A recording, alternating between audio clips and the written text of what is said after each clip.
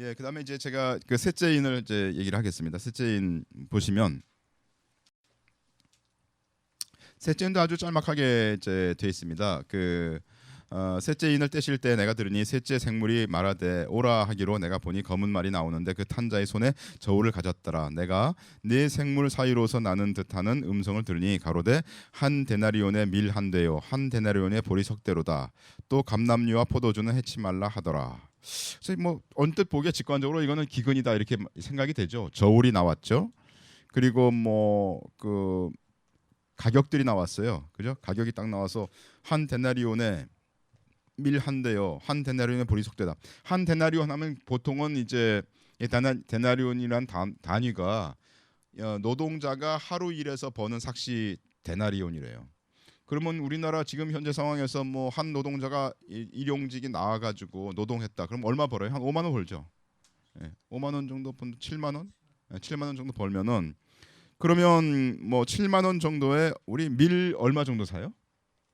꽤 사지 않겠습니까? 밀 한 대는 이게 굉장히 작은 거예요. 그러니까 상당히 결핍된 어떤 상황을 얘기하는 게 아닌가. 이렇게 사람들이 보통 해석해서 여기에 대해서는 토를 단 사람이 없어요. 아 이건 분명히 기근이다.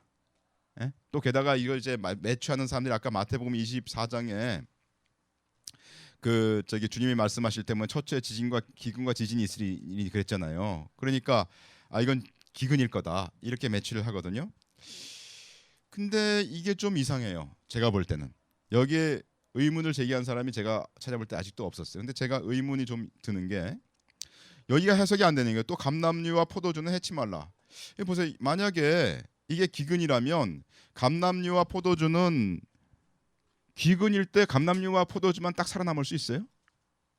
It's impossible. 그렇잖아요. 기근이 왔으면 감람류와 포도주도 한꺼번에 망해야지. 뭐 밀하고 뭡니까? 보리는 망하고 감람류와 포도주는 흥하고 기근에 가뭄이 왔고 그랬는데 그럴 수가 있나요? 난 농부관이라서 잘 모르겠는데 그럴 수는 없을 거예요. 제가 볼 때 그럴 수는 그게 큰 의문점이었습니다. 그래서 이게 정말 이상하다. 셋째는 진짜 모든 사람이 기근이라고 100% 동의하는데 너무 이상하다. 그래서 이제 연구를 시작했습니다. 연구를 시작해서 처음에 이제 저희가 기근 또는 흉년이라고 시작해서 11세기로 추정을 했습니다. 왜냐하면 넷째인이 뭐였습니까? 넷째인이 바로 그 처음에 시작한 게 징기스칸이었죠. 징기스칸이 13세기였죠. 1200 몇 년 뭐 이랬단 말이에요. 그러니까 이건 아마 11세기 또는 그 전일 거라고 이제 추정을 해야 되는 거고. 그래서 이 해석은 오랫동안 인정되어 온 해석이었어요. 기근이라고 하는 게 흉년이라고 하는 게. 그런데 아마도 이건 틀렸을 것 같다. 예. 왜냐하면 문장 자체가 모순이잖아요. 그죠? 그래서 틀렸을 것 같다라고 생각을 하게 됐고 또 인류 역사상 흉년은 잦았어요. 또 흉년에 따라서 강도가 달랐고 더불어 대흉년은 11세기 전에도 많이 일어났고 만약에 이 사건이 흉년이라면 요한은 넷째인에서 흉년이란 단어를 썼어요. 그죠? 아까 넷째인을 보시면 뭐라고 되어 있습니까? 계시록 6장에 넷째인을 보시면 거기 보면 8절 내가 보면 청황색 말이 나오는데 그 탄자의 이름은 사망이니 음부가 그 뒤를 따르더라. 저희가 땅 4분의 1의 건세를 받아 검 흉년 사망 땅의 짐승으로 죽이더라 이랬잖아요. 그러니까 거기는 흉년이라고 썼는데 그러면 이게 만약 거기 보면 그 검도 있고 흉년도 있고 사망과 땅의 짐승도 있잖아요.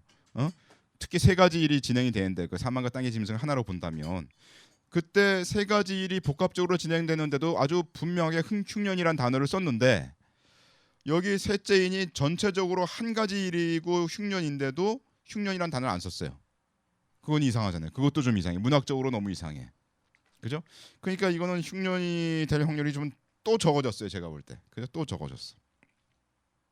그런 의문들이 남습니다. 그래서 그리 6장 5절에 보면 검은 말이 나오는데 그 탄자의 손에 저울이 나왔다. 그리고 6장 6절에 보면 한 데나리온의 밀 한 대요 한 데나리온의 보리 석대로다. 또 감람류와 포도주는 해치 말라 하더라. 이렇게 되어 있는데요. 그래서 많은 사람들이 저울이 나오고 막 그 밀 한 대가 나오니까 저울로 밀 한 대를 열심히 잰다. 왜? 흉년이 되면 열심히 재가지고 조금이라도 덜 주려고 파는 사람은 그럴 거고 사는 사람은 조금이라도 더 살려고 하니까 열심히 저울 가지고 재야 되지 않겠냐. 그래서 저울이라는 단어가 나왔을 거다. 이렇게 추정하는 게 저도 처음에 봤을 때 그렇게 직관적으로 생각을 했어요. 근데 만약에 이 사건이 흉년이라면 어느 지역에서 밀과 보리는 심되 감남과 포도주는 심지 않는 것이 말이 되느냐. 그죠? 그래서 현실적으로는 말이 되는 것 같지 않았어요. 처음 생각했을 때. 그래서 어느 지역에서 밀과 보리를 심는다면 감남과 포도도 심어서 거둘 것이라고 저희가 생각이 됐어요. 그래서 지도를 찾아보는 거지. 어느 나라나 국가에서 포도 대신 곡물만 경작하거나 곡물 대신 포도만 경작하거나 하는 일은 오늘날처럼 수출입이 자유롭지 않았던 옛날에는 더욱이 불가능했을 거라고 생각했어요. 무슨 말인지 이해가 가시죠? 요즘은 뭐 어느 나라에서 집중적으로 우리는 그냥 전략적으로 밀과 보리만 심겠어. 그리고 포도주와 감남류는 뭐 프랑스에서 우리는 수입하겠어. 이럴 수 있는 시대가 됐어요. 지금은 그렇지만 옛날에는 그렇게 뭐 자유롭게 뭐 말로 그걸 가려면 요즘은 비행기로 배로 막 가기 때문에 기차로 가기 때문에 상관없지만 옛날에는 교통수단이 발전되지 않았기 때문에 그렇게 자유롭게 무역을 못했기 때문에 한 곳에서 심을 거 다 심었거든요. 그렇잖아요. 그러니까 이건 더더욱이 좀 이상하다 이런 생각이 드는 거고요. 그리고 이제 그래서 한번 살펴봤어요. 지중해 국가를 살펴봤어요. 그리스를 살펴봤어요. 예를 들어 그러면 그리스의 주요 곡물이 주요 농작물은 이거 옛날 상황입니다. Farming in ancient Greece. 옛날 상황. 옛날 그리스에서 주요 농작물이 보리, 포도, 올리브였대요. 같이 심었죠? 당연히 같이 심었죠. 그래서 같이 심었다. 이거는 따로따로 심었을 리가 없다. 그러면 한 곳에서는 망하고 다른 한 작물은 망하고 다른 작물은 흥할 수가 없다. 그건 기근이 아니다. 이렇게 추정이 됐고요. 그 다음에는 또 왜 감남류와 포도주는 해치 말라고 했나? 그것도 의문스러워요. 그죠? 감남과 포도가 경작되었다면 왜 해치지 말아야 했을까? 도대체 해친다는 말이 뭔가? 이게 질문 사항이죠. 감남과 포도주는 잘 됐어요. 잘 됐으면 그걸 잘 된 거를 일부러 해칠 필요는 없잖아. 근데 해치지 말라 그랬어요. 그것도 이상한 표현이죠. 그래서 그것도 이상했어요. 이거 완전히 이건 수수께끼였습니다. 제일 어려웠습니다. 얘가. 뭐 둘째인도 되게 어려웠는데 둘째인이 제일 어려웠네. 이 셋째인이 그 다음으로 어려웠어요. 그래서 감남류와 포도주는 해치 말라 그래서 해치다는 단어를 헬라어로 찾아봤더니 그 hurt 영어로는 hurt고요. 아디케오 이렇게 됐습니다. 아디케오. 그래서 그게 이제 스트롱즈 넘버로는 91번입니다. 그게 아디케오. 그래서 의미가 뭐냐면 독립적으로 의미가 뭐냐면 사악한 일이나 부당한 죄를 짓다, 범법자가 되다, 잘못하다, 다치게 하다 이런 표현이 있는 겁니다. 뭔가 잘못 일을 하는 거야. 너 이런 걸 해치지 말라 했을 때 너 이거 건드리지 마. 너 건드리면 죽어. 뭐 이런 뜻이에요. 말하자면. 타동사적으로는 잘못하거나 죄를 짓다, 어떤 이에게 사악하게 굴거나 잘못하다, 다치게 하거나 해치다. 뭐 이런 얘기예요. 그죠? 그러니까 어떤 사람에게 말을 하기를 너는 감남류와 포도주는 잘 됐지만 너는 절대 그거 먹으면 안 돼. 너 건드리면 안 돼. 이런 뜻이거든요. 그렇게 해석이 된다는 거죠. 이제 그 아디케오라는 거는 이제 그 동사고 그거의 어원이 아디코스예요. 아디코스는 부당하다, 그릇된 이런 뜻인데 그의 의미는 공정성을 위반하거나 위반한 사람을 묘사하는 데 썼다는 거예요. 어떤 사람이 너 뭔가 잘못했어. 뭔가 네가 뭘 법을 위반했어. 부당하다, 그릇되다, 죄악을 저질렀다, 남에게 사기를 치거나 속임수를 쓰는 그런 사람을 묘사할 때 아디코스라는 단어를 썼다는 거죠. 그러면 이 감남류와 포도주는 해치 말라 이런 말은 아마도 어떤 사람들이 감남류와 포도주를 먹지 못하도록 규정되어 있는데 어떤 그룹의 사람들에 대해서 그죠?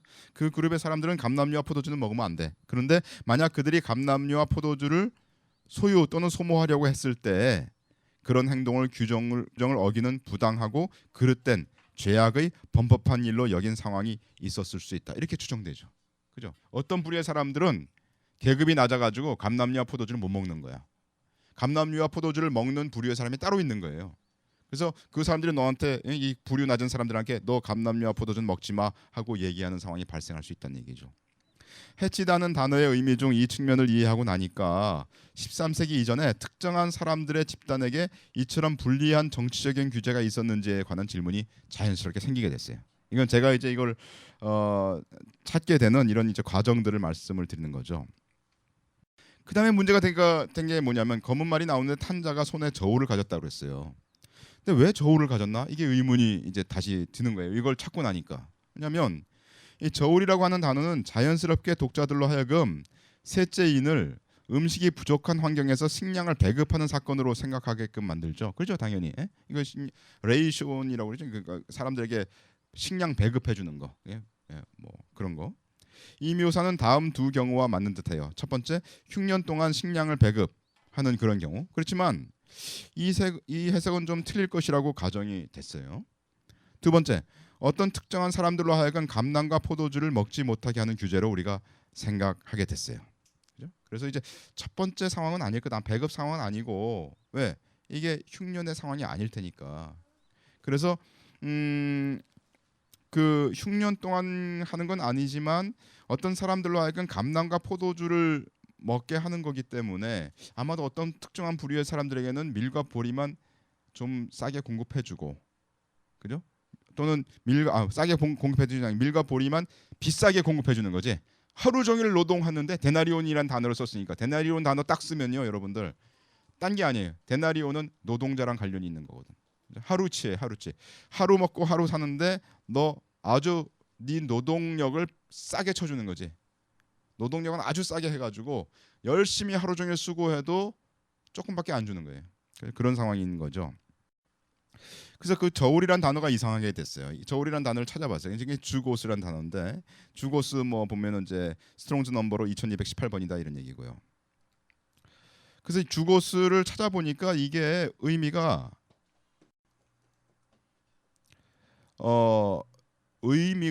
요크라는 의미예요. 멍해라는 의미입니다. 그러니까 이게 그 멍에를 메고 나의 멍에를 메고 내게 배우라, 예수님이 그렇게 말씀하시는 그때의 그 요크예요. 그러니까 이거는 동물들을 속박하기 위해서 이렇게 매는 지게하는 그런 거죠. 그래서 이건 다른 걸로 이제 이거는 그 스트롱즈 그 넘버를 찾으면 이렇게 뜻이 나옵니다. 비유적으로는 무슨 뜻이냐면 짐이나 속박이다. burden or bondage 이렇게 나옵니다. 사람들을 노예로 할 때, 노예 제도의 속박 이런 것들을 얘기한다는 얘기입니다. 그래서 그리고 또 두 번째 의미는 저울이다 이렇게 되어 있습니다. 그리고 이 단어가 신약 성경에 보면 6번 쓰였어요. 6번 쓰인 데를 한번 살펴볼까요? 살펴보면 마태복음 11장 29절에 쓰였어요. 나는 마음이 온유하고 겸손하니 나의 멍에를 메고 내게 배우라. 그러면 너희 마음이 쉼을 얻으리니. 이 멍에는 어떤 멍입니까? 그냥 요크로 쓰인 거죠. 이 주고스란 단어가. 그다음에 마태복음 11장 20절 이는 내 멍에는 쉽고 내 짐은 가벼움이라. 여기도 멍에죠. 15장 10절 사도행전 그런데 지금 너희가 어찌하여 하나님을 시험하여 우리 조상과 우리도 능히 매지 못하던 멍에를 제자들의 목에 두려느냐. 이 멍에로 된 거죠. 갈라디아서 5장 그리스도께서 우리로 자유케 하려고 자유를 주셨으니 그러므로 굳세게 서 다시는 종의 멍에를 매지 말라. 이것도 종의 멍에를 얘기하고 있죠. 그죠? 그래서 보면은 어떤 그 사람을 속박시키고 종으로 다루고 할 때 쓰는 것이 멍에인 것을 알 수 있는데 또 보면 디모데전서 6장 무릇 멍에 아래에 있는 종들은 자기 상전들을 범사에 마땅히 공경할 자로 알지니 이는 하나님의 이름과 교훈으로 해방을 받지 않게 하려 함이라. 그렇게 돼 있는데 6번 나온다 그랬어요. 신약 성경에. 5번은 다 멍에로 됐어요. 근데 딱 한 번 계시록 6장에서 셋째인을 떼실 때 내가 들으니 셋째 생물이 말하되 오라 하기로 내가 보니 검은 말이 나오는데 그 탄자가 손에 저울을 가졌더라. 이렇게 말하자면 킹제임스를 번역하는 사람들이 이거를 멍에로 할 거냐 저울로 할 거냐 할 때 이들은 뭘로 봤기 때문에 기근과 흉년으로 봤기 때문에 이거를 저울로 번역한 거예요. 영어로. 오역이죠. 그죠? 내가 뭐 킹제임스 오역 그러면 뭐 난리치는 사람들이 있을지 몰라도 제가 볼 때는 오역입니다. 그죠? 네. 그래서 성경의 주고스가 저울로 쓰여진 곳은 여기 한 곳뿐이라는 것을 저희가 발견했어요. 근데 이상하게 이거는 커먼터리에도 없었어요. 커먼터리에도 이게 주고스가 이게 멍에로 여기서 해석될 수 있다. 몰라요. 어떤 분은 이거를 갖다가 멍에라는 단어로도 쓰일 수 있다라고 말한 부분이 있을 수도 있는데 이 부분을 멍에다. 이건 멍에일 거다라고 얘기한 사람은 없어요. 제가 찾는 한은 없었어요. 돌이켜 생각해 보면 주고스가 저울로 오역 번역된 데는 다음 구절에서 곡물의 값을 다루기 때문에 사람들이 아마 직감적으로 그렇게 했을 거다 이렇게 이제 추정이 되죠. 추정이 돼요. 저래도 아마 처음에 봤을 때 이거 저울로 해석했었을 거예요. 오역이라고 보긴 힘들죠. 의도적인 오역은 아닙니다. 내가 성경 해석상 둘 중에 하나를 선택해야 되는데 아마 저울이 더 확률이 크다고 생각했기 때문에 그렇게 오역을 할 수밖에 없는 상황이었겠죠. 잘못된 건 아니죠, 어떤 면에서. 그런데 저울이 사실은 멍의 힘으로 셋째 인은 노예 제도일 수 있는 걸로 살펴보게 된 거예요. 이건 저울이 아니라 멍해가 된다면 이건 종의 제도다, 노예 제도다, 이런 거를 알게 된 거죠. 이 노예 제도라는 것도 이게 사실은 지금까지도 노예 제도가 진행되고 있어요. 여러분들 아세요? 지금도 노예 제도가 진행돼요. 이게 보면 아프리카의 노예 제도 지금 언더그라운드에서 팔려가는 지하 차일드 트래피킹이라고 합니까? 뭐죠? 어린애들 잡아가지고 노예시키는 거 엄청 많아요. 지금도 며칠 전에 뉴스에 떴어요. 외국 뉴스에 보면 아직도 나오고 있어요. 그죠? 그래서 인이라고 하는 것이 장기적으로 영향을 미치는 그런 사건이라고 제가 누누이 말씀드린 게 바로 그런 겁니다. 그래서 노예제도의 역사를 제가 한번 살펴볼 필요가 있는데요. 20세기 이전의 전쟁이나 대학살 그리고 잔혹 행위들 중에 대표적인 사망자 수를 살펴보면 쭉 나옵니다. 이것도 참 우리나라가 아니지. 이 뭡니까? 정보의 시대에 살고 있습니다. 뭐 저번에 봤던 거에 1위, 2위, 3위는 우리 1위, 2위는 저번에 봤었어요. 그죠? 2차 대전하고 마오쩌둥하고 그다음에 징기스칸이었고 그다음에 4위는 브리티시 인디아. 이거는 2,700만 명인데 이건 19세기에 페민으로 죽었대요. 기근으로. 그다음에 Fall of Ming Dynasty. 명나라 망할 때 2,500만 명 죽었대요. 그다음에 타이핑 리벨리온 뭐 이런 어떤 반역 사건이 있었나 봐요. 중국에서. 이것도 태평 천하에 이게 말하자면 그때 누굽니까? 선교사 누구죠? 허드슨 테일러. 허드슨 테일러가 갔을 때 태평 천국의 난이 있었죠, 그때. 의화단이었습니까? 쏘리. 그랬나요? 그렇죠. 태평 천국을 보고 이제 그게 다시 그때 일어났었던가요? 예. 그래가지고 그때 하여튼 그때 누굽니까? 허드슨 테일러가 네. 네.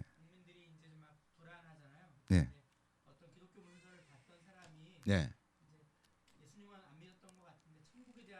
예. 맞아요. 예. 예. 맞아요. 태평 천국에 그때부터 태평 천국에 난이 있고 쭉 있으면서 그때 허드슨 테일러가 중국을 간 걸로 제가 기억을 하고 있어요. 그다음에 조세프 이건 스탈린이죠. 스탈린이 2천만 명. 그다음에 보시면 미드이스트 슬레이브 트레이드가 나옵니다. 중동의 노예 뭡니까? 노예 무역. 이게 1,850만 명 이렇게 됐거든요. 근데 이게 7세기부터 19세기까지 지금도 영향을 미치고 있어요. 7세기부터. 요게 아닐까 이렇게 생각이 드는 겁니다. 요게. 그래서 그게 보면은 이제 이슬람 세계 속의 노예 제도를 우리가 살펴보면 말이죠. 이제 이게 두 번째 페이지 넘어가 가지고 7세기에 보면은 뭐 몇 명. 이게 보통 650년부터 1600년까지 이런 이제 노예 트레이드가 있었다고 합니다. 노예 무역이. 그래서 7세기에 보면 10만 명 정도, 8세기에는 20만 명, 9세기에는 40만 명, 뭐 이런 식으로 쭉 해가지고 지금까지 내려오고 있다는 거죠. 예? 그래서 보면은 만약에 이게 노예 제도가 맞다면, 이제 아직 끝나지 않았어요. 이게 이제 노예 제도라고 처음에 생각을 했어요. 그 노예 제도가 7세기부터 몇 세기까지요? 19세기까지라고 있는데 이게 노예 제도가 맞다면 하고 이제 여기다 집어넣어봤어요.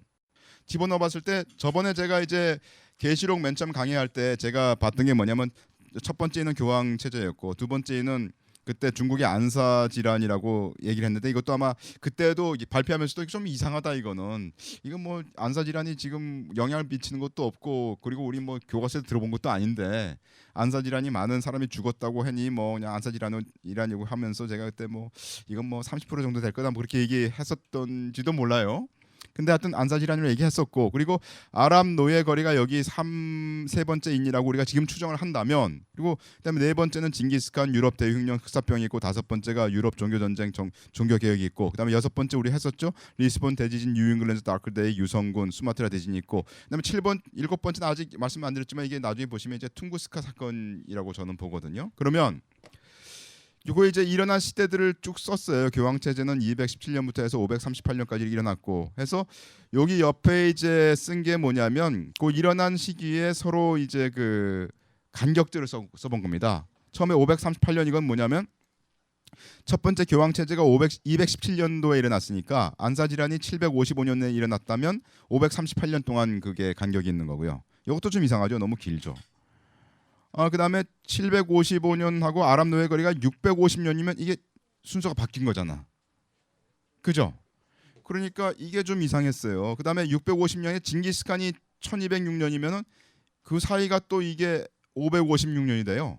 650년하고 1206년 사이가. 이것도 너무 길죠, 어떤 면에서.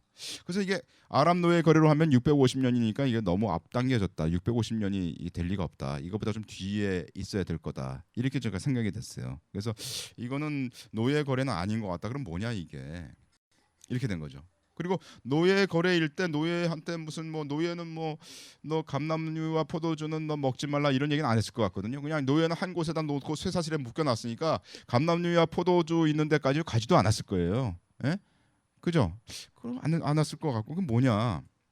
그래서 노예들이 음식을 돈을 주고 사 먹었을까? 여기 보면 한 데나리온에 밀 한 대요 그랬으니까 이거는 돈을 주고 사 먹는 거잖아요. 어느 정도의 자유가 보장된 거예요. 완전한 노예는 아니잖아. 그러니까 그것도 이상해. 아무래도 그러지 못했을 거라고 생각했어요. 노예는 돈 주고 사 먹는 게 아니고 노예는 그냥 이렇게 주는 거잖아요, 주인이. 노예들이 돈을 모아 놓는 것은 생각할 수 있는가? 노예는 돈도 없어요. 돈을 주고 음식을 사 먹는 사람이 노예일 것이라고 생각할 수 없기 때문에 셋째에는 노예 제도에 대한 것이 아닐 수 있다고 봤어요. 그래서 다시 찾기 시작한 거죠. 자, 그러면 한 데나리온의 밀 한 대하고 한 데나리온의 보리석대가 도대체 얼마냐 이걸 한번 따져봤습니다. 데나리온이라고 하는 것은 하루 일당이죠. 그래서 주님이 말씀에 마태복음 20장에 저가 하루 한 데나리온씩 품꾼들과 약속하여 포도원에 들여보내고 이랬어요. 되라는 단위는 원래 코이닉스라고 되어 있습니다. 그러면 그게 코이닉스의 단위는 뭐냐면 less than one quarteras예요. 약 따지자면 약 1리터 정도래요. 그러니까 한 데나리온 열심히 일해 가지고 1리터 정도 이 그 밀 한 대를 얻는다는 거죠. 그러면은 그 보통 사람들은 그럼 한 데나리온으로서 얼마를 얻어야 되냐? 보통 사람들은 from 16 to 20 measures were given for a denarius 이렇게 돼 있어요. 그러니까 보통 한 사람은 16 내지 20대의 밀을 준대요. 근데 이 사람들에게는 이상하게 한 대 밀을 줬거든요. 그게 이상하죠. 한 데나리온으로는 보통 16 내지 20대의 밀을 주는데 여기서는 한 대만 줬다 이런 얘기죠. 그죠? 한 대만 줬다 이런 얘기입니다. 이상하죠. 그러면 여기서 이제 penny라고 하는 것, measure of wheat for a penny. 그러니까 이건 무슨 얘기냐면은 하여튼 말하자면 보통의 시세보다 8배 뛴 거래요. 그 준 가격 보통의 시세보다 8배 뛴 가격으로 준 거래요. 그래서 이제 우리가 대충 정리를 하자면 이게 한 데나리온에 해당하는 할라의 데나리온은 가격을 나타내는 소유격으로 보통 노동자의 하루 품삯인데 또한 되이 헬라어 코이닉스는 건강한 남자의 하루 식량을 나타내는 고대 단위이기 때문에 본문에 나타난 이러한 가격은 당시 보통 시세의 12배 또는 16배 되는 가격으로 전쟁과 살육의 재앙이 있은 후 초래된 심각한 기근의 상태를 시사한다. 이게 보통의 이제 주석에 나와 있는 주석입니다. 기근으로 이거를 해석했을 때 보통 12배 내지 16배로 그들은 또 에스티메이션 했어요. 저희는 에스티메이션 하기를 보통 한 뭐 8배 정도나 또는 뭐 16배 내지 20배 정도로 생각을 했는데요. 비슷비슷하죠. 흉년이 아니고 노예 제도가 아니라면 셋째는 무슨 사건이냐 이런 이제 생각을 하게 돼요. 왜냐하면 넷째인 때 흉년 때 보면 프랑스 동부 지방의 로렌에서 밀의 값이 320%만 인상됐었다고 우리가 아까 어제 살펴본 적이 있었지 않습니까? 그래서 이건 아마도 노동 착취와 관련되는 사건일 거다라고 생각을 하게 됐어요. 노동 착취와 상관되는 관련. 그래서 중세 시대 유럽의 역사를 쭉 살펴봤을 때 노동 착취 당한 거잖아요, 지금. 예? 뭐 진짜 값에 주지 않고 완전히 헐값에 노동을 시킨 거 아닙니까? 살펴보니까 이게 아마 봉건제도나 농노제도일 거다라고 추정이 된 거예요. 추정이 돼서 이걸 보니까 마누리알리즘이라고 해서 장원제도 우리나라 말로는 그런 것이 있었습니다. 퓨달리즘이라고 했죠. 퓨달 소사이어티, 퓨달리즘이라고 그래가지고 이게 그 당시에 영지가 있었다고 합니다. 이 영주가 관리하는 영지에서 그 사람들이 그 가가지고 영주와 계약을 맺는데요. 이런 농노제도가 있습니다. 그래서 서프덤이라고 얘기도 하죠. 서프덤. 그래서 이 그 일종의 그 슬레이버리 종이랑 비슷한데 완전한 종은 아니에요. 자유가 있으니까. 그리고 자유인이 가가지고 농노제도 하에서 자기가 영주랑 계약을 맺어가지고 뭔가 우리나라 같으면 소작제도 비슷한 거를 이제 하는 거예요. 소작을 하는 거예요. 그죠? 그래서 농노제도라는 것은 봉건제도 하에서 장원제도에 관련된 소작농의 지위를 농노라고 얘기했습니다. 고 중세 시대 유럽 때 발달하여 19세기까지 지속된 속박, 반디지죠. 또는 수정된 노예제도, modified slavery였다. 이건 우리가 쓴 게 아니고 여기 그 다른 웹에서 쓴 말을 그대로 옮긴 거예요. 그때 속박, 반디지라는 말이 거기 들어갔어요. 그죠? 주고스. 아까 얘기했던 그 반디지, 요크죠. 그죠? 너무 신기했어요. 어떻게 이게 반디지가 거기 딱 들어갈까? 그리고 농노제도에 속박되었던 소작농들은 영주의 땅에서 노동하는 대신 보호를 받았죠. 보호와 법적 보장 그리고 영지 중 특정한 밭들을 자신의 최저 생활을 유지하기 위해 활용할 수 있는 권리를 가졌대요. 그거 이해가시죠? 소작농들은 영주의 밭뿐만 아니라 광산, 숲, 길 등에서도 일을 했다고 기록되어 있습니다. 영지는 사회의 기본 구성 단위였고 영주와 그의 소작농들은 법적으로, 경제적으로 그리고 사회적으로 서로 묶여 있었습니다. 소작농들은 영지에 속박된 노동자들이었고 봉건 사회의 가장 낮은 사회적 지위를 형성했죠. 또한 소작농들은 영주 밑에서 재산권을 가지고 있는 사람들이었습니다. 봉건 제도는 대략 10세기부터 유럽으로 확산되었습니다. 중세 시대에 번창하고 몇몇 나라에서는 19세기까지 지속됐다고 기록되어 있습니다. 농노제도는 1347년에 유럽을 강타한 흑사병에 의해 감소했다고도 하지만 그 전부터 감소는 시작되었다. 이것도 신기하지 않았습니까? 이게 우리가 쓴 말이 아니에요. 이게 1347년 우리 그때 피크가 1348년부터 50년 사이 흑사병이 피크라고 그랬잖아요. 그런데 그 흑사병 때문에 농노제도가 치명타를 받았대요. 그런데도 물론 그때 치명타를 받았지만 그 전부터도 서서히 감소했다. 그러니까 이게 딱 맞아떨어지죠. 그죠? 너무나 신기했어요. 그래가지고 다시 그 농노제도를 쭉 살펴보면요. 보호를 받는 대가로 봉사가 요구되었는데 현금이나 농작물이나 노동 또는 그것들이 조합된 형태로 봉사가 요구됐어요. 내가 이 땅도 주고 이런 것도 준 대신에 네가 나한테 이런 봉사를 해라는 얘기죠. 이 영주와 소작농 간의 합의는 속박이라고 불린 의식을 통해 공식화됐대요. 그것도 너무 신기하죠. 이 어떤 의식을 치르고 그 농노가 되는 거예요. 근데 그 의식의 이름이 속박이래요. 요크래요. 주고스래요. 속박이라고 불리는 의식을 통해 공식화되었는데 이 의식은 영주의 손을 소작농의 머리에 놓는 것이에요.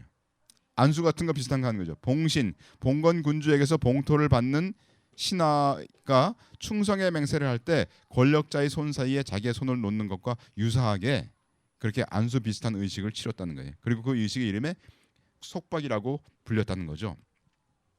이 맹세는 영주와 그의 새로운 소작농을 봉건 계약으로 묶었고 그들의 합의 조건을 규정했다. 가끔 이 합의는 매우 가혹한 것으로 되어 있습니다. 소작농이 된다는 것은 그의 삶의 모든 것을 헌신하는 것을 의미했고요. 또한 소작농의 지위는 태어날 때 물려받았습니다. 소작농이 됨으로 인해 자신뿐만 아니라 미래에 태어날 자손들까지 묶여지게 됐다고 얘기를 하고 있습니다.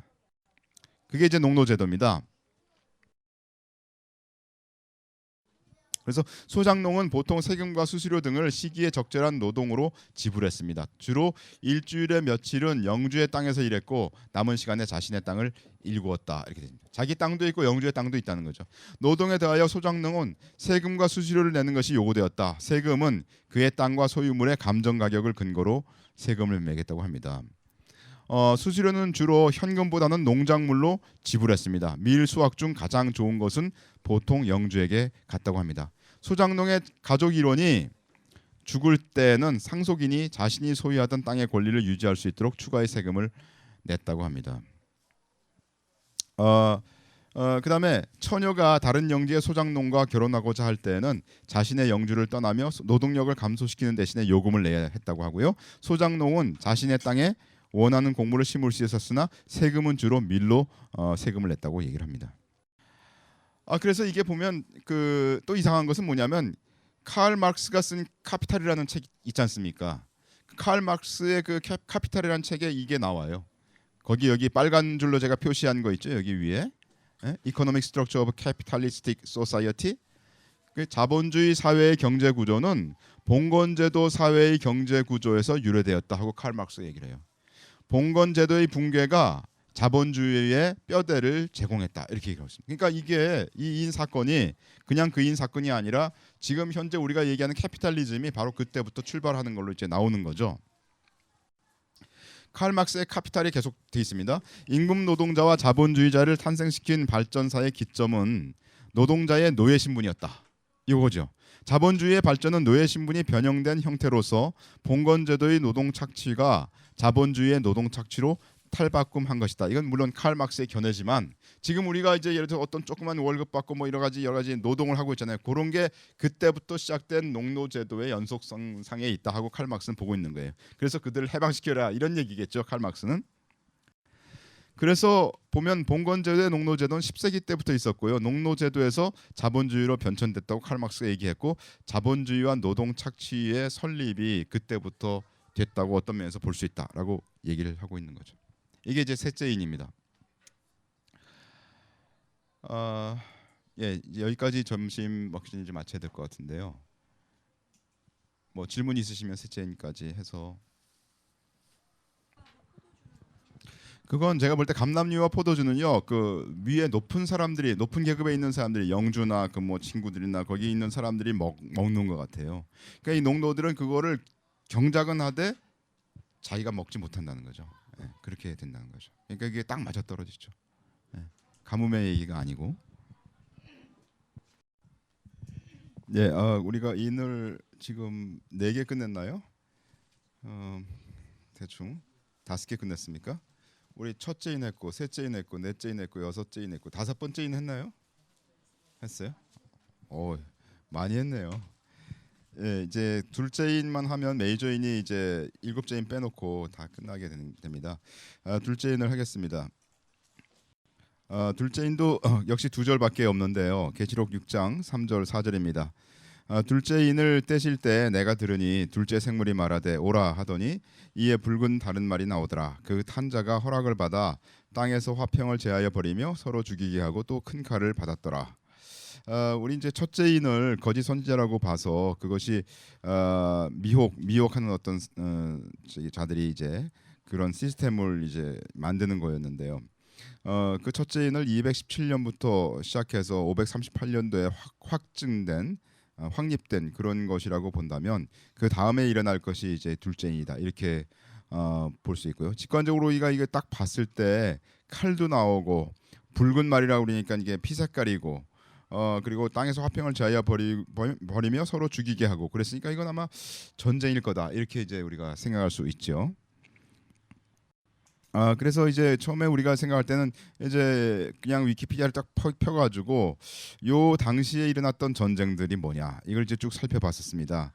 그랬더니 이제 안시줄루안 이래가지고 그 안사질환 이게 중국 당시대 755년 12월 16일부터 763년 2월 17일까지 있었던 그 전쟁이 있었는데 2차 대전이 일어나기까지 가장 많은 희생자를 낸 전쟁으로 기록적으로 기록은 그렇게 돼 있습니다. 그런데 그때 희생자 수가 3,600만 명 정도 된다고 얘기를 했고요. 당시 세계 인구가 2억 700만 명에서 2억 2,400만 명 정도니까 엄청나게 많은 사람들이 이제 죽은 그런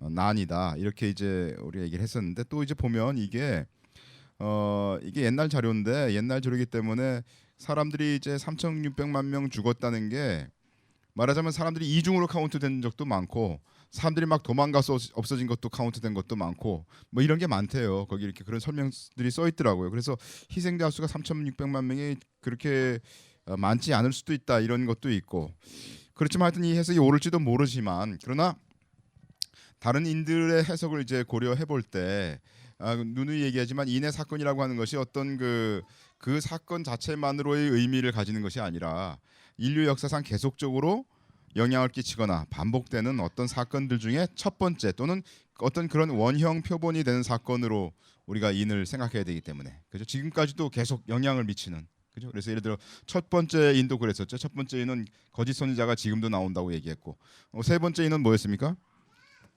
세 번째 인은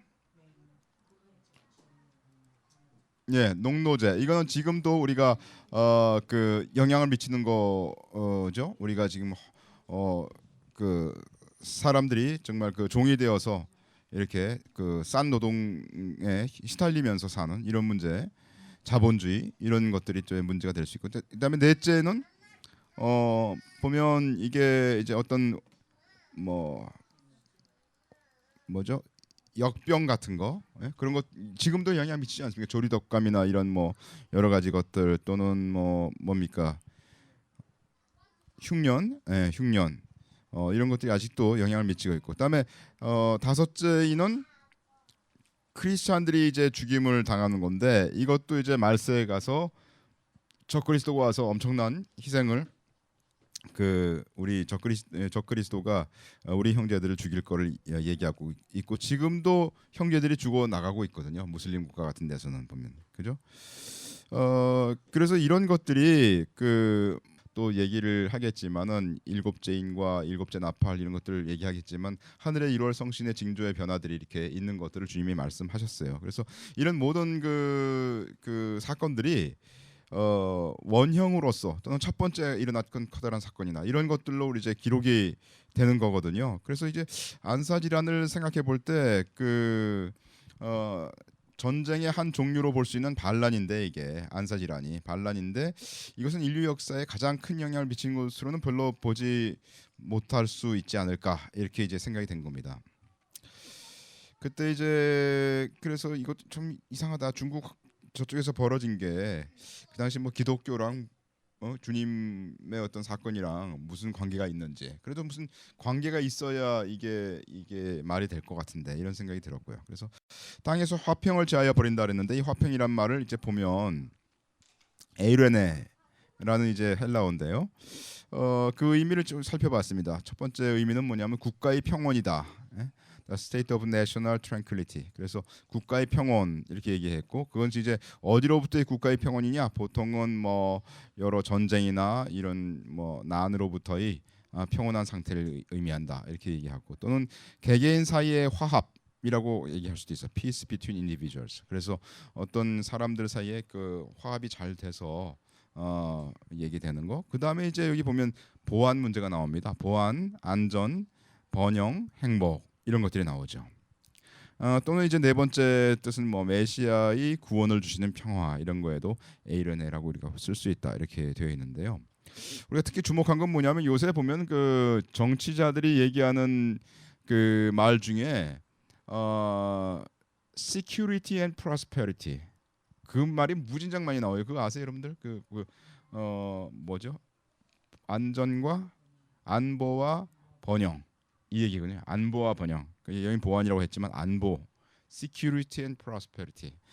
그 얘기거든요. 그래서 요 부분이 좀 우리가 볼 때 지속적으로 영향을 미친 부분에서 이건 한번 짚고 넘어갈 필요가 있다. 그래서 이 부분을 좀 살펴보기 시작했습니다. 또 땅에서 화평을 제하여 버리며 그런데 이 땅이란 말은 뭐 어제도 말씀드렸지만 게이라는 단어고 이 단어도 이제 여러 가지 의미가 있습니다. 보면은 경작 가능한 땅이라는 이제 그냥 일반적인 땅이라는 의미가 있고요. 또는 설 수 있는 땅 있고 바다나 물가가 아닌 육지라는 의미에서의 땅이 있고요. 또는 지구 전체를 얘기할 수도 있습니다. 하늘이 아닌 지구 전체 또는 사람과 동물이 사는 이 지구 자체를 이제 게이라고 얘기할 수도 있고 또는 경계선에 있는 나라를 이제 땅이라고 얘기할 수도 있는 겁니다. 그래서 이런 여러 가지 의미가 있는데 우리가 주목해 본 거는 만약 이게 보안과 관련된 거야, 안보와 관련된 거라면 나라와 관련이 돼 있는 거고 그래서 경계선이 있는 나라에 어떤 하여튼 영역이 있지 않습니까? 그 영역에서 화평을 서로 제하여 버리며 하는 그런 문제들과 관련된 것이 아닌가 이렇게 생각을 했습니다. 그래서 서로 죽이게 한다 했는데요. 죽인다는 말은 이제 그 스파조라는 이런 단어인데 이것도 의미를 이제 찾아보면 죽이다, 도살하다, 학살하다 이런 말이 있고 또 폭력으로 죽인다 이런 말이 있고 또 치명적인 부상을 입게 한다, 뭐 입었다 이런 얘기들이 있습니다. 그래서 이 그 서로 죽인다 하는 말도 어쩌면 이제 폭력적으로 사람들을 이제 죽이는 이런 장면들을 얘기하지 않겠나 하고 이제 찝어 보기도 하고요. 또 서로 죽이게 한다 그랬어요. 서로. 그래서 이게 알렐론 이렇게 돼 있는데요. 이 알렐론이라는 의미도 뭐 그냥 서로의 서로 상호간 죽인다 이렇게 이제 의미를 찾아봤습니다. 그래서 여러 뭐 짧은 두 절이지만 여기서 우리가 이제 좀 중심되는 이런 단어들을 살펴본 거죠. 그래서 이거에 대한 이제 가능한 해석을 우리가 생각해 볼 때 이에 붉은 다른 말이 나오더라. 그 탄자가 허락을 받아서 나라에서 보안을 제하여 버리며 이 땅을 이제 나라로 바꿔본 거예요. 화평이란 말을 보안으로 바꿔본 거죠. 나라에서 보안을 제하여 버리며 서로 죽이게 하고 또 큰 칼을 받았다. 이렇게 얘기할 수 있는 거죠. 그러면 이게 이제 아까 약간 단어만 이제 단어가 가질 수 있는 의미를 여러 가지 중에서 우리가 선택을 다른 거로 했는데 그렇게 되면 이게 뭐가 되냐면 오늘날 우리가 얘기하는 테러리즘이 되는 거죠. 이게 그죠? 네, 나라에서 보안을 제하여 버리면 그게 테러. 그러니까 이 테러 때문에 우리가 얼마나 말하자면 사람의 자유가 박탈당합니까? 그리고 요새 뭐 보면은 비행기 타려고 해도 전부 다 보안 검색이 다 있고 그런 거잖아요. 그게 바로 테러 때문이거든요. 그래서 요걸 한번 살펴봐야 되겠다 이런 생각이 들었습니다. 그래서 이제 우리가 한번 이제 지하드에 대해서 한번 살펴보기를 원했어요. 왜냐하면 지하드라는 게 이제 이슬람 그에서 테러하면 우리가 지하드 얘기가 벌써 떠오르지 않습니까? 본래 쿠란 속에 지하드는 무슬림들의 가까운 이웃이 대상이었는데 시간이 지나면서 점차 새로운 적들이 생겼다 이렇게 되어 있습니다. 이 무슬림 쪽 얘기라서 제가 잘 모르겠지만 찾아보면 그렇게 되어 있습니다. 라만 알 오자이와 무하마드 알 샤이바니가 지하드법을 첫 문서했다 이렇게 돼 있습니다. 이거 뭐 뭔 소리인지 모르겠는데 어떤 사람이 하여튼 있었어요. 예? 어떤 사람이 이 사람 이름이 이렇게 길어요. 알 라만 알 그 사람이 지하드법을 첫 문서화했대요. 그죠? 예. 그래서 알 샤이바니는 8세기 말에 국제법의 도입을 썼는데 그런 책을 썼어요.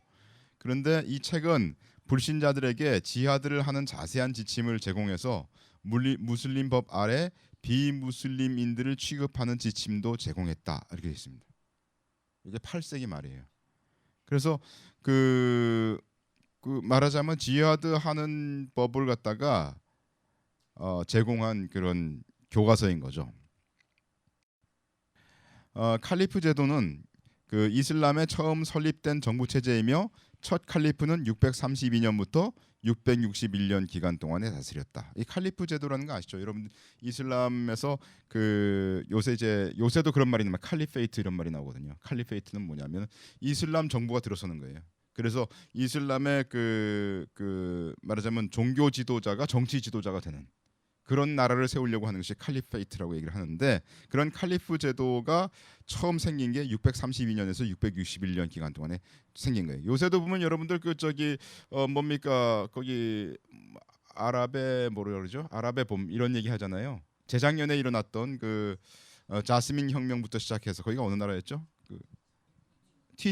튀니지아부터 시작해서 튀니지아, 그다음에 리비아, 그다음에 이집트, 그다음에 뭐 예멘도 뭐 반란이 좀 일어났고 그다음에 이런 나라들 쭉 일어난 거 보면은 거기서 이집트 같은 경우 이제 보면은 무슬림 브라더후드가 들어섰잖아요. 정부가 무슬림 브라더후드가 말하자면 걔네들이 이런 것들을 하고 싶은 거예요.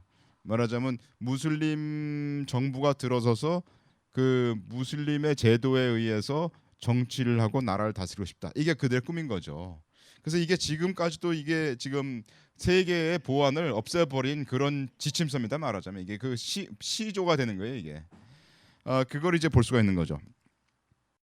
그래서 오늘날 아랍어, 페르시아어, 우르두어 같은 비서양 언어를 쓰는 그 어느 무슬림 사람도 지하드가 주로 비폭력적이라고 주장하지 않을 것은 확실하다. 무슨 말이냐면 폭력적이다 이겁니다. 지하드는 폭력적이라고 그들은 다 알고 있다는 얘기죠. 뭐 이거 다 아는 사람들 여기 나왔죠. 예, 그래서 테러리즘이 바로 이때 태동되게 됩니다. 이슬람교 또는 무슬림 칼리프 지도하에 생겨난 지하드 또는 테러리즘이라고 우리가 해석할 수 있고요. 생겨난 시기나 날짜가 해석한 다른 사건들과 들어맞는 것 같아요. 계시록 6장 4절에 가능한 다른 의미는 둘째이니 폭력 행사에 의해 국가의 보안이 위협되는 사건임을 시사한다. 옛날에 이제 안사질환이라고 생각했는데 그게 아니고 제가 볼 때는 이 해석이 더 맞는 것 같아요. 요거를 우리가 이제 요거 뭐 아주 짧게 이렇게 썼지만 사실은 이거 찾느라고 우리가 시간 엄청 들였습니다. 왜냐하면 요게 우리가 가정하는 바 첫째인 다음이라 해야 되고요. 그리고 요게 또 셋째인 전이라 해야 되잖아요. 그죠? 근데 셋째인이 지금 몇 년도에 됐었더라? 셋째인이 몇 년도인지 보여? 10세기죠. 근데 이게 몇 세기라고 그랬습니까? 8세기라고 그랬죠. 그리고 그 전에 첫째인은 말하자면 6세기예요. 그죠? 그러니까 6세기, 8세기, 10세기 이렇게 되니까 이게 그 중간에 딱 들어맞는 이런 시점이 되더라고요. 안보 문제다, 보안 문제다 이렇게 되고 그것이 테러리즘을 한 거예요. 이게 전쟁이 아닙니다. 왜냐하면 전쟁이라고 하는 것은 여기 보면은 아까 어디 있어요? 그 전쟁이 있었던 거는 뭐냐면은 뭡니까? 넷째인이죠. 넷째인에 보면 징기스칸이 전쟁이 있었잖아요. 전쟁의 시조를 얘기하는 게 아니라 이건 전쟁이 아니라 처음에는 이웃과 싸우는 거를 시작하다가 점점 더 영역을 넓혀가지고 어떻게 하면 보안을 제거해서 사람들로 하여금 테러를 일으키나 요거 방법을 도모한 거예요. 시조라는 거예요. 전쟁이 아닌 거예요. 되게 웃기죠. 그래서 여기 보면 그 서로 죽이게 한다 이런 말이 나옵니다. 서로 죽이게 하고 또 큰 칼을 받았다. 화평을 제하여 버린다. 이런 얘기가 나오는데 이거는 아마 이 뭐 큰 어떤 전쟁을 얘기하는 게 아니라 사람들 사이를 이제 테러로 말미암아 불안케 하고 하는 것들을 얘기한 게 아닌가 저는 그렇게 생각합니다. 그래서 이게 이제 그 둘째인이 될 것 같다 이렇게 저는 생각을 합니다.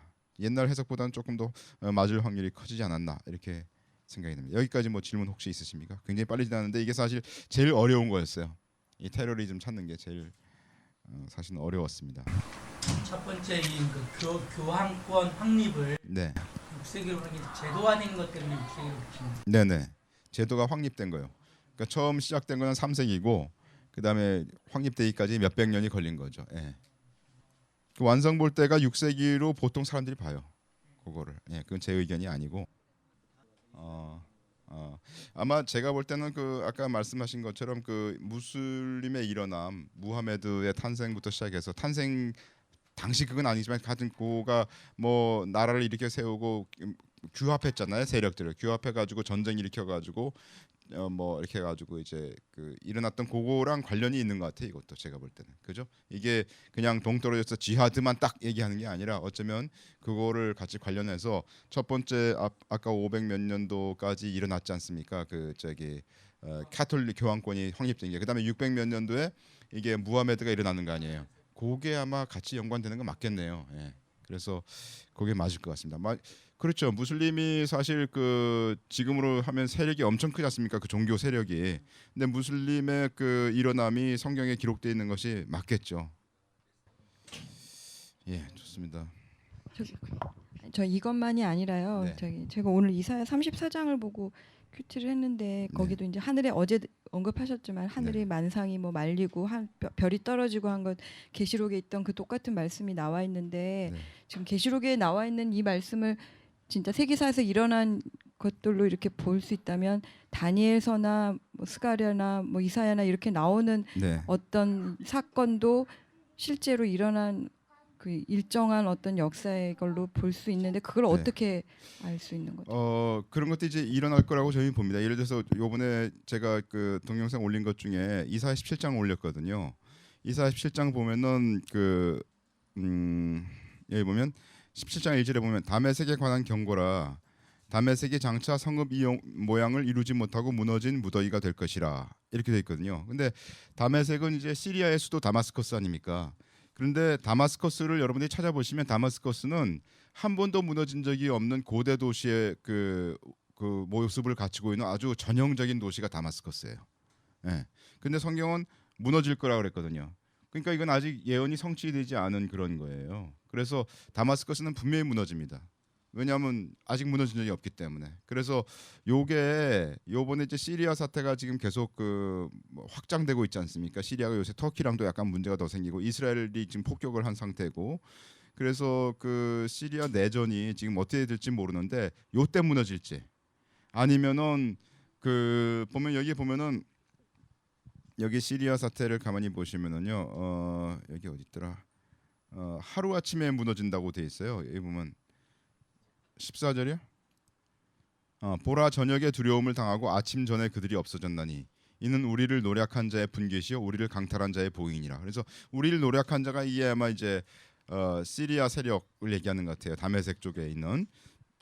근데 그들이 저녁에 두려움을 당하고 아침 전에 그들이 없어졌는 하루 아침에 없어지는 걸 얘기하는군요. 그러니까 먼 시간이 그러니까 오랜 동안의 어떤 전쟁의 결과가 아니라 아주 뭐 시대적으로는 짧은 그 기간에, 또는 이걸 보고 사람들이 핵전쟁이다 이렇게 얘기하는 사람도 있어요. 하여튼 굉장히 짧은 기간 동안에 다마스커스가 파괴될 거를 성경은 예언을 하고 있습니다. 그래서 우리가 지금 요 시리아 사태를 굉장히 주시해야 될 것 같아요. 지금 무너질지 아니면 이게 뭐 아마겟돈 전쟁 때 무너질지 아니면 그 또 다른 전쟁에서 3차 대전 또 확실하게 일어나면서 무너질지 그런 건 모르죠. 분명히 이런 그 구약에 있는 많은 예언들이 아직 이루어지지 않은 부분들이 많이 있다고 보이거든요. 예. 가장 확실하게 이루어진 거는 최근에 그 이스라엘이 독립한 거. 그게 이루어졌고요. 그다음에 이 예루살렘을 다시 회복할 거. 그게 이루어졌고요. 그러니까 그런 것들이 이루어진 거는 사실은 그거는 1947년 뭐 67년 이런 때니까 굉장히 최근이죠. 굉장히 최근인데 예수님 예언을 이제 사람들이 해석하기는 무화과 나무의 비유를 봐라. 그러니까 그 무화과 나무의 비유가 그 이스라엘을 얘기한 거라면, 보통 무화과 나무를 이스라엘을 이제 비유한다고 얘기한다면 그게 맞다면이죠. 그게 맞다면 예수님이 그 세대 한 세대 지나가기 다 전에 이 일이 다 이루고 끝난다 그랬거든요. 그러면은 이스라엘이 일어난 게 1947년, 실제로 독립은 1948년도에 했지만 47년도에 이스라엘이 다시 일으켜 세울 어떤 영이 나왔거든요. 그런 계획을 세워졌거든요. 그럼 그때부터 한 세대면 언제예요? 한 세대를 몇 년으로 보십니까? 한 세대를 보통 100년, 뭐 크게 100년 잡으면 돼요. 크게 100년. 아니면 짧게 잡으면 70년, 80년이거든요. 우리 시편 90편에 보면 뭐 사람이 뭐라 했으면 모세가 뭐 강건하면 뭐 하여튼 70이요, 강건하면 80이라도 그랬잖아요. 그냥 70년, 80년 보면 그렇게 따지면 안 돼요. 하여튼 그렇게 따지면 우리 이단됩니다. 하여튼 그런데 주님이 말씀하신 거를 해석한 사람들이, 지금 제 말이 아니고 해석한 사람들의 말이에요. 학자들의 말이 이 무화과 나무는 이스라엘의 독립을 얘기할 거다라고 사람들이 얘기를 해요. 또는 또 다른 사람들의 해석은 무화과 나무가 연하여졌으니까 이게 아마 이스라엘에 예수 믿는 사람들이 조금씩 생기기 시작한다. 그래서 요새 예수 믿는 사람들이 뭐 생긴다고 하잖아요. 그런 걸 보거든 한 세대 전에 이렇게 얘기하는 사람들이 있거든요. 그러니까 사실은 이제 그 해석이 맞다면 굉장히 가까이 온 거죠. 예수님 오실 날이. 그렇게 볼 수 있죠. 그래서 그런 것들도 이스라엘의 독립이나 이런 것들도 바로 이 저기 대선지서에 다 써 있는 거니까, 그게 이제 현대사에 일어날 일들을 여기 써 있다고 볼 수 있는 거죠. 여호와의 날이라고 얘기되는 주의 날이라고 얘기하는 그런 일들이 전부 주님 오실 때 그 말세 때를 쓴 거 아닙니까? 그죠? 그리고 우리 보통 뭐 가장 유명하게 얘기하는 에스겔서 38장, 39장 이런 데 보면 그때 그 이제 말하자면 소련 러시아가 연합군이 이스라엘을 치러 오는 그 전쟁이 있지 않습니까? 그 공마곡 전쟁. 그 전쟁도 아직 일어나지 않았죠. 한 번도 러시아가 이스라엘을 친 적 없어요. 왜냐하면 이스라엘이 있던 그 옛날 당시에는 러시아는 완전히 저기 촌지방이거든. 완전히 거기 뭐 사람 살지도 않고 그냥 뭐 아무 기술도 없고 거기는 야만이라고 칠 수도 없는 그런 지방이거든요. 근데 러시아가 치러 온다고 예언했어요 그 당시. 야 정말 대단한 예언이죠. 근데 지금 이제 그런 상황이 지금 전개되고 있어요. 지금 이란 사태 때문에 이란이 러시아와 손잡고 같은 쪽이잖아요. 그러니까 이게 이 러시아가 이 사람들을 규합해 가지고 이스라엘을 칠 수 있는 그런 여건이 형성되고 있어요. 그러니까 진짜 그 성경의 예언이 이루어질 때가 된 거죠. 거의 주님이 오실 때가 맞다고 생각이 돼요 저는.